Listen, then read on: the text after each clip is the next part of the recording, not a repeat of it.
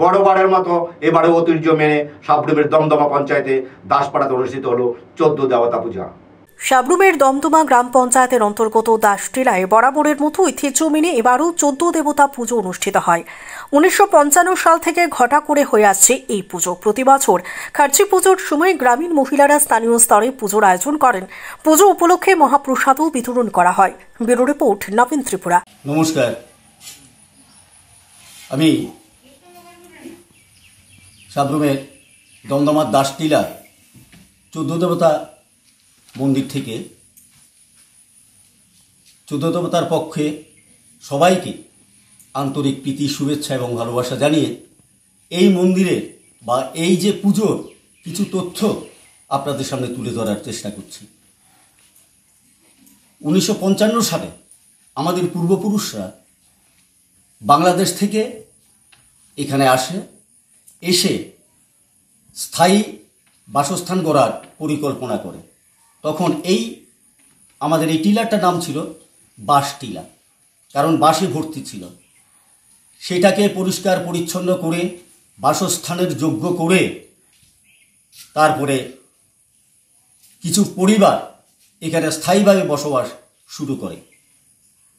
এখানটায় একটা আমাদের প্রচলিত ভাষা যেটার নাম গোদা গাছ, একটা বিশাল গোদা গাছ ছিল। সেটাকে 14 দেবতার আখ্যা দিয়ে সেখানে 1956 সাল থেকে সেখানে পূজার্চনা করার একটা পরিকল্পনা নেয়। বিভিন্ন ধরনের মানত করত। মানত করার পর যে আমার যদি মানত যদি পূর্ণ হয়, আমার আশা যদি পূর্ণ হয়, আমি মা 14 দেবতার বা 14 দেবতার মন্দিরে আমি একটা পুজো দেব। তো প্রতি শনিবারে কেউ না কেউ পরিবারে এখানে পুজো করত। তো একটা ঐতিহ্য ছিল, পুজো করত যখন কাসর ঘণ্টা উলুধ্বনির মাধ্যমে পুজো শুরু হতো, তখনই এক ঝাঁক কাক এই গাছটার ওপরে এসে বসত। এবং আমাদের একটা বদ্ধ ধারণা, যদিও তো আমরা তখন ছোট ছিলাম, মায়েদের একটা বদ্ধ ধারণা ছিল যে এই কাক যদি এসে আমাদের এখান থেকে একটা প্রসাদ না নেয় তাহলে সেই প্রসাদ ভাঙা হতো না। তবে এমন কোনো দিন বাদ যায়নি যে কাক এসে প্রসাদ দেয়নি। প্রসাদ না নেওয়া পর্যন্ত যদি একটু দেরি হয়, মায়েরা আকুল হয়ে যেত, ঠাকুর আমি কি অন্যায় করেছিলাম, তুমি কেন নামছো না, কেন প্রসাদ গ্রহণ করছো না। আমার মনে হয় এই যে কাকটা, ওইটাকেই দেবতা রূপে ওনারা সেবা করতেন।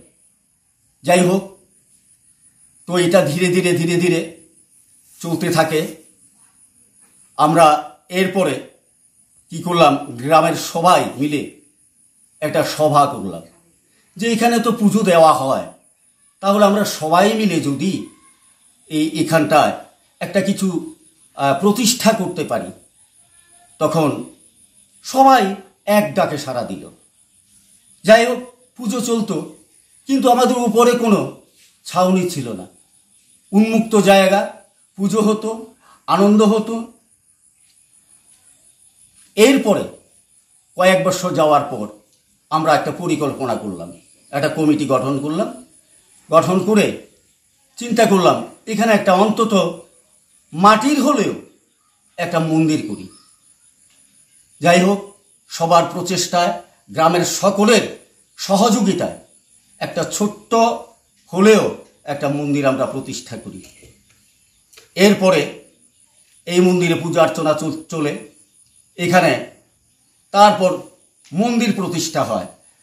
মন্দির প্রতিষ্ঠার পরে আমাদের স্থানীয় সন্তোষ দাস, উনি 14টা মূর্তি উনি বানিয়ে দেয়, সেটাও মন্দিরে প্রতিষ্ঠা হয়। কিন্তু আমাদের যে বসার সে ছাউনিটা নেই। আবার বসলাম যে কি করে একটা নাট মন্দির করা যায়।